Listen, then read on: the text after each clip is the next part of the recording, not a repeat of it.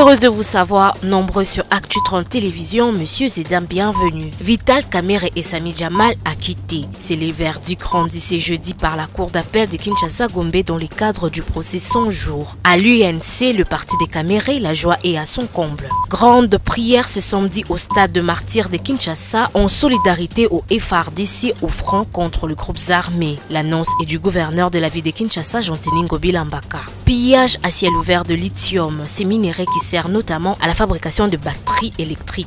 L'alerte signée Maïs Chibangu à travers un documentaire présenté ce jeudi devant la presse. Il en sera tout pour les titres, place au développement.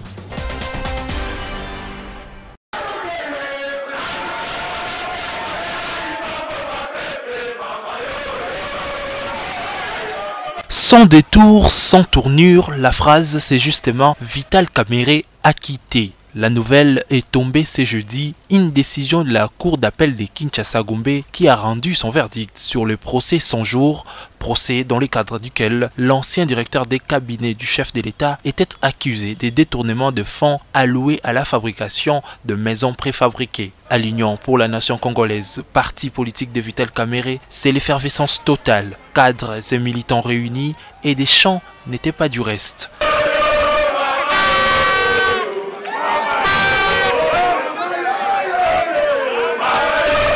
Des impressions de joie, comme vous pouvez le constater. Aujourd'hui, la place de l'UNC est rétablie dans ses droits. Parce que depuis 2 ans, on attendait ce moment, parce que nous avons cru, dur comme fer, que le président Vital Kamerhe était innocent dans le cadre de ce procès. Et aujourd'hui, la justice a été rendue et le droit a été dit. L'honorable Vital Kamerhe est acquitté. Et donc, en tant que membre de l'UNC, mes impressions sont les bonnes. Pour l'UNC, à travers son secrétaire général, c'est juste bravo à la justice qui a dit les droits. Nous voulons aussi dire merci au président de la République, puisque la demande de l'UNC, c'était que le président reste l'arbitre, celui qui garantit le bon fonctionnement des institutions. Et c'est ce qui a été fait, puisque nous, depuis le début, nous avions dit que nous avons confiance en la justice congolaise. Et que si les pressions politiques ne sont pas menées, nous étions convaincus d'être du bon côté du droit. Ce qui a été fait aujourd'hui. Nous voulons aussi rendre hommage aux milliers de cadres et militants de l'UNC qui sont restés fermes et fidèles parce que nous savions au plus profond de nous-mêmes que notre président était innocent. Outre Vital Kamerhe, les Libanais Sami Jamal, son co-accusé, a été lui aussi acquitté.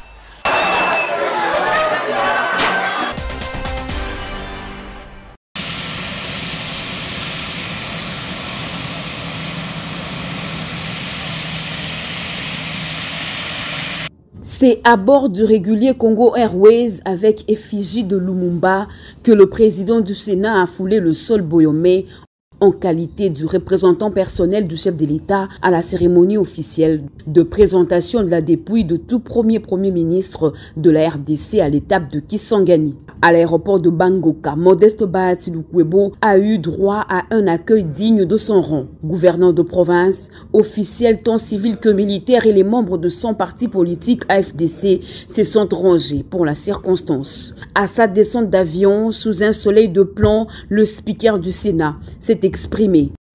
Nous avons tenu à ce que le peuple congolais puisse se souvenir encore une fois de plus de ce grand homme dont la réputation a franchi les frontières nationales.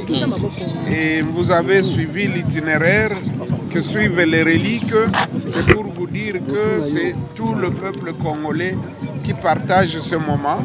C'est vrai, un moment douloureux, mais également un moment historique. Patrice Lumumba a été un modèle. Il a été dynamique, il savait défendre l'intérêt général et il est mort pour ça.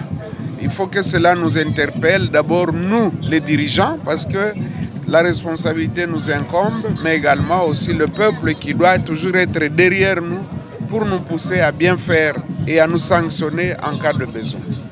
À l'extérieur de l'aéroport, une foule en liesse l'attendait, scandant des chants, façon pour elle de lui souhaiter la bienvenue à Kisangani Boyoma. Et on pouvait voir, aux côtés du drapeau rouge et blanc de l'AFDC, plusieurs drapeaux des partis politiques, membres de l'Union sacrée de la nation. Plusieurs fois, son cortège a été intercepté par les Boyomais, visiblement contents de revoir Baba Bahati.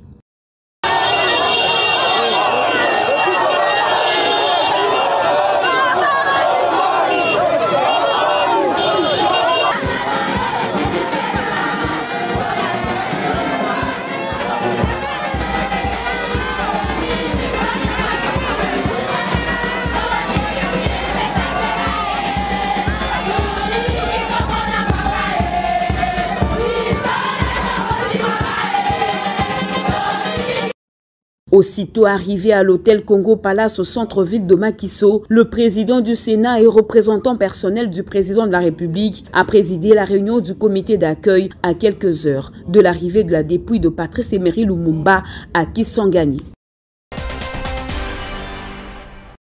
Les Quinoises et Quinois prendront rendez-vous le samedi 25 juin au stade de Martyrs à l'appel du gouverneur de la ville de Kinshasa, Chantini Ngobila Mbaka. Appel lancé en prévision d'un culte.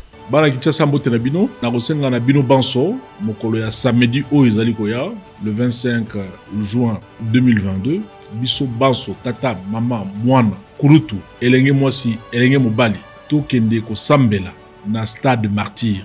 Et dans les musulmans, aux catholiques, aux montaba église de réveil, biso baso tokeno sambela na katia stade de Martyrs. La raison de ce culte, implorer Dieu le créateur de l'univers pour sa grâce divine afin qu'il l'asperge sur le FRDC. C'est là dans leur mission pour la défense de la RDC en proie à une guerre dans sa partie est. Pour Nzambe ayoka kolela biso mingi mingi na Ituri, mingi mingi na Nord Kivu, mingi mingi pe na Sud Kivu.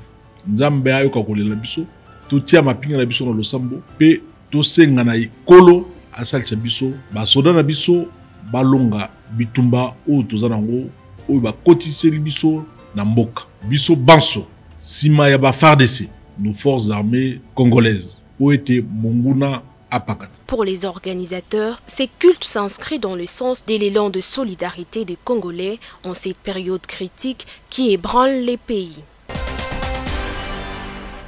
La décision du déploiement de forces militaires régionales dans la partie est de la République démocratique du Congo, notamment dans les provinces du Nord et Sud Kivu, ainsi qu'à l'Ituri, ne cesse de défrayer la chronique. Au sein du parti en vote de Délice Sanga, on s'oppose radicalement au communiqué des chefs d'État de pays membres de la communauté d'Afrique de l'Est. Pistis Moutemba, porte-parole d'un vol, qualifie l'attitude de Kinshasa de naïveté. Nous savons tous, que ce soit l'opinion internationale et nationale, que ceux qui sèment la terreur et ceux qui tirent le ficelle à l'est du pays, ceux qui alimentent les groupes armés, ce sont le Rwanda et l'Ouganda. Ils sont bien identifiés, bien connus. Alors, pour nous, l'envol de la voie du changement, il en ressort d'une naïveté, mais aussi d'une complicité, de recourir à ceux qui sèment la terreur, à ceux qui alimentent les groupes armés, j'ai bien cité ici le Rwanda et l'Ouganda, que ce soit ce partenaire-là que nous puissions espérer pacifier l'Est, avec ces acteurs-là, avec ces pays voisins qui sèment la terreur chez nous, avec ces pays voisins qui, pour des raisons économiques, en ce qui concerne nos ressources, ils veulent avoir une même mise sur nos ressources. Pour pacifier la partie est du pays, Pistis Moutemba plaide pour une réforme profonde dans le secteur de sécurité. Nous invitons par contre le gouvernement national de saisir l'opportunité pour réorganiser et restructurer nos services de sécurité, nos FRDC, mais aussi en leur donnant des moyens conséquents pour que le FRDC et les services de sécurité soient en mesure de boutre tous groupes armés. Évoquant la question de rapatriement de la relique du premier héros national de la RDC, le porte-parole adjoint d'Envol demande à la justice de faire son travail afin de rétablir la RDC ainsi que la famille de Patrice Emery Lumumba dans leurs droits. La Belgique, en tant qu'instigateur de l'assassinat de l'héros Patrice Emery Lumumba, doit s'assumer comme tel et que la justice doit faire son travail pour que la justice remette la famille Lumumba dans ce droit et que la justice remette la République démocratique du Congo dans ses droits. Rappelons que le corps du Premier ministre de la RDC va circuler dans plusieurs provinces pour les hommages avant les derniers hommages officiels à Kinshasa le 30 juin 2022, puis interviendra son inhumation. Et non ni un avantage ou un privilège. En perspective de l'organisation des travaux préparatoires de la 27e conférence des partis à la Convention cadre des Nations Unies sur les changements climatiques en République démocratique du Congo, la vice-premier ministre, ministre de l'Environnement et du Développement durable, a échangé le mardi 21 juin 2022 avec la société civile Force Vive Environnementale quant à la réussite et visibilité de cette grande messe climatique qui constitue une fierté pour la RDC. Ces travaux préparatoires visent à assurer une organisation harmonieuse et sans faille de la pré-COP 27 en vue de la consolidation du leadership environnemental et climatique de la RDC. F. Bazaïba, dans sa communication, attend beaucoup de la société civile en termes des actions à entreprendre pour assurer et consolider la position de la RDC comme pays solution à la crise climatique. Nous allons préserver nos forêts. Nous allons les protéger, nous allons les conserver. Pas parce que c'est pour eux, mais d'abord c'est pour nous. Mais après, nous avons quand même le droit de réclamer. Lorsqu'on est gardien, le gardien doit être payé. Et depuis que nous parlons des mots compensation, c'est une exigence pour nous. Depuis que nous parlons de la RDC Pays Solution, vous qui êtes sur terrain, au niveau national et international, vous avez déjà entendu un seul pays du monde récuser que ce que Congo dit c'est faux, c'est des racontars, la RDC n'est pas un pays solution. Personne. Les participants à cette rencontre ont salué la détermination de la vice-premier ministre, ministre de l'Environnement et du Développement durable et ont assuré leur participation active à ces rendez-vous climatiques à Kinshasa. Bien avant de s'entretenir avec la société civile, F. Bazaïba a échangé avec le ministre sectoriel du gouvernement sur l'organisation de la pré-COP 27 à Kinshasa. La pré-COP 27 et la participation de la RDC à la COP 27 en Égypte sont financés à un coût élevé à 12 362 858 000 $ américains. La pré-COP 27 se déroulera en 2 sessions, la réunion des scientifiques à Yangambi et la réunion ministérielle à Kinshasa en module mensuel compris entre septembre et octobre. Cette 27e conférence de la COP se tiendra à Sharm el-Sheikh en République arabe Égypte du 7 au 18 novembre 2022.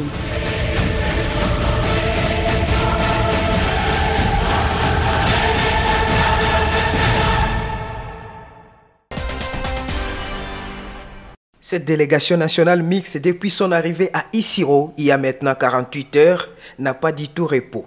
Ici, dans la salle polyvalente de la résidence officielle des gouverneurs, ce sont des séances de travaux chaque jour avec les experts de l'Institut géographique du Congo, avec au centre des préoccupations les limites administratives des provinces de l'Ituri, de la Chopo et du Haut-Uélé. Projection des données satellitaires, cartes à l'appui, documents juridiques et intervention des députés, société civile, notables et chefs coutumiers des entités limitrophes. Rien n'est laissé à l'écart pour établir la vérité. Nous ne sommes pas ici dans une conférence de Berlin. Les limites existent. Il y a des gens indépendants qui viennent s'ajouter à nos discussions pour nous éclairer, pour nous montrer les vrais signes. Avant la mission de terrain par toutes les parties en quête de vérité, la délégation de la province de la Chopo en provenance de Kisangani est annoncée bientôt à Isiro pour participer à ces ateliers d'éclaircissement par les experts de l'Institut géographique du Congo. Des différents minéraux qui regorgent les sols congolais, il y a également le lithium. Ces métals combien importants qui servent notamment à la fabrication des batteries électriques. Ces minéraux stratégiques est l'objet des pillages en République démocratique du Congo. C'est du moins d'après les documentaires réalisés par le journaliste d'investigation Miles Chibangu. Devant la presse ce jeudi, il cite notamment la société AVZ parmi les auteurs des pillages de lithium dans la province de Tanganyika, précisément à Manono. À l'en croire, cette société ne respecte pas les termes du contrat signé avec la Congolaise de l'exploitation minière, Cominière en sigle. AVZ est une société spéculatrice. Ça veut dire que vous lui donnez vos actions, il va les mettre sur la place boursière et il se met à gagner de l'argent. Mais entre-temps, le conseil d'administration qu'ils ont composé avec les amis de la Cominière, personne ne sait ce qu'ils font. Ils lèvent des fonds, ils dépensent, ça veut dire les partenaires, les autres actionnaires ne sont au courant de rien. Ils ne sont pas au courant des démarches et des allocations que AVZ fait. Miles Sibango estime qu'il est temps que le Congolais s'élève pour exiger soit la résiliation du contrat entre Cominière et AVC, soit le respect de ses compromis. Donc l'objectif poursuivi dans cet élément, c'est que, le gouvernement nous écoute, vous écoute, parce que je crois qu'il faudra sensibiliser la population pour que la population demande à ce que le gouvernement s'implique dans ce genre de dossier. Il y en a beaucoup. Maintenant, dès que le gouvernement s'implique, il y a deux choses. Soit on oblige à AVZ de tenir les promesses qu'il a faites à travers le contrat qu'ils ont signé, soit que les juristes du pays, parce que c'est une affaire pas très facile, nous aident à mettre AVZ dehors. Il interpelle les autorités congolaises à prendre des décisions urgentes pour régler cette question, d'autant que cette situation influence négativement la vie de la population du coin.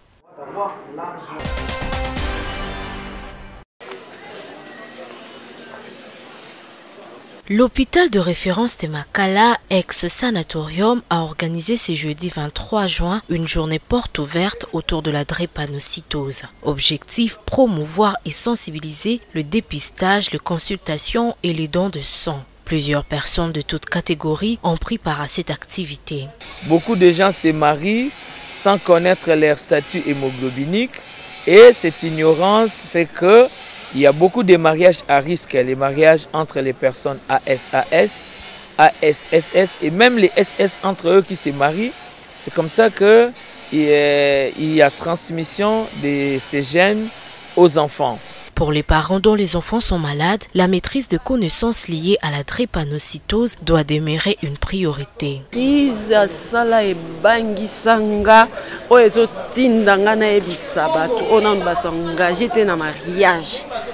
Avant on la mariage, comme il y a un sentiment, il y a électrophorèse et hémoglobine. Sur AS, partenaire non AS, et puis nous soutenir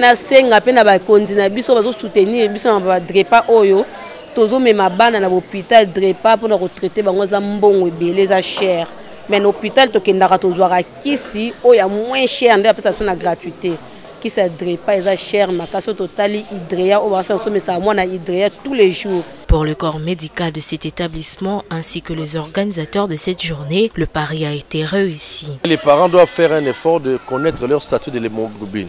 Maintenant, si tu vois que l'enfant commence à se plaindre de douleurs à tout moment, c'est un des signes qu'il faut consulter. Si l'enfant fait des anémies, au moins s'il a déjà 2 fois, on l'a transfusé au moins 2 fois, il faut faire un effort de demander cet examen-là. Et la prévention, il faut avoir un hôpital où l'enfant va être suivi régulièrement et il y aura des médicaments qu'on va lui donner qu'il doit prendre chaque jour pour éviter d'espacer les crises, sinon les réduire. Notons que l'hôpital général de référence de Makala a été sélectionné parmi les 3 zones de santé à travers la République où le programme national de lutte contre la drépanocytose va procéder à l'expérience de l'intégration de la drépanocytose dans les systèmes de santé à travers un programme pilote.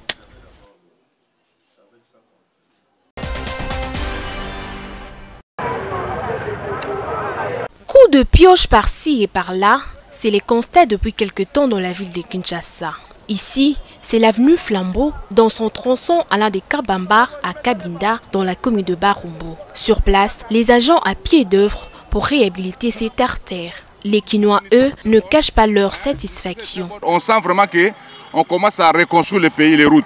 Mais ce que je déplore, le gouvernement doit savoir le timing et puis la nécessité de la route. La route de la ville de Kinshasa est bourrée par les embouteillages. Donc on ne peut pas prendre trop de temps pour le travail. Regarde comme ils travaillent. Ils travaillent comme s'ils ne voulaient pas, à compte-goutte, à pas de tortue. Ils devaient prendre même 200 personnes. Tout le monde volonté bâtir pour nous bon sanzela vraiment félicitations vraiment na bakonzi. En tout cas place tout ba mona o ebani déjà ko beba ya mabe bazwa ta ya ko bongisa ngo po e comme vraiment grave susu boité ndenge ezali vraiment. To senga kaka na bakonzi o bazo superviser misala balandela ka misala bakushi ya makadam fezala bien pour lobby te ke ezala nzela ba ucho bongisa. Près de 2 mois, l'autre avenue qui rêvait du goudron, c'est Luambo Makiadi, ex-Bokassa, qui sépare la commune de Barumbo à celle de Kinshasa. Sur place, les travaux vont bon train et sont à l'étape des finitions. Souffrir batu baleli nanzela bamituka ekufi batu bayibi bango mabulo ezalaki bamiyibi baza ko profiter ko iba batu mais kotala boye vraiment esuka kaka te po ba espace ezebele ezali so boleka na mutuka bamiyibi baoya baoyiba bino mais sikoyo tomoni babongiseli biso nzela ça va sikoyo batieli biso système ya béton awa tosepeli pour chaque fois ezalaka awa ata babongisi ndenge nini Bokassa oyo bauta kobongisa ngo kala te tala sikoyo ndenge pesi alors ozo favoriser na bamiyibi na bamakambo ebele Il faut noter que ces travaux entrent dans le cadre de l'opération Kinshasa Zéro Trou lancée par le gouvernement central. Merci de nous avoir suivis. L'information reste en continu sur le www.actu30.cd.